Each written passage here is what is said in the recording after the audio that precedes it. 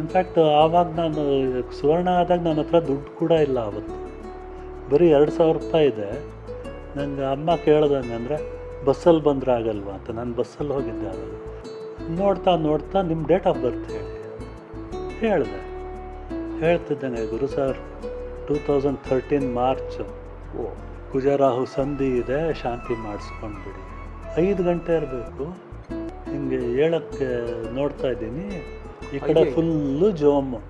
ಏನಂತನೂ stroke ಅಂದರೆ ಏನಂತ ನಮ್ಗೆ ಗೊತ್ತಿಲ್ಲ. ಅಥವಾ ಎಲ್ಲೋ ಹೇಳ್ತಾರೆ ಕೆಲವು ಸ್ಟ್ರೋಕ್ ಬಂದರೆ ಅಮ್ಮ ಅಂತೇಳಿ ಬೀಳೋದು ಇದಾಗ ಏನಂದರೆ ಏನು, ಯಾಕಂದ್ರೆ ನಿದ್ದೆಲ್ಲ ಆಗಿದೆ ಅಲ್ವಾ. ಯಾವುದೇ ಕೆಲಸ ಇಲ್ಲಿ ತನಕ ನಾನು ಇಲ್ಲ ಮಾಡಲ್ಲ ಅಂದ್ಬಿಡ್ತೀನಿ.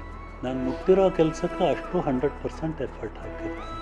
ತೀರಾ ಚಿಲ್ಲರೆ ಬುದ್ಧಿಗಳು ತೋರಿಸ್ಕೊಂಡು ಬ್ಯಾಕ್ ಸ್ಟಾಪ್ ಮಾಡಿದಾಗ ನಾವು ಇನ್ಫ್ಯಾಕ್ಟ್ ಅಲ್ವಾ, ನಾನು 2 ಪಿಕ್ಚರ್ ನಾನು ವರ್ಕ್ ಮಾಡಿಕೊಟ್ಟೆ ಈ ಸ್ಥಿತಿಯಲ್ಲಿ.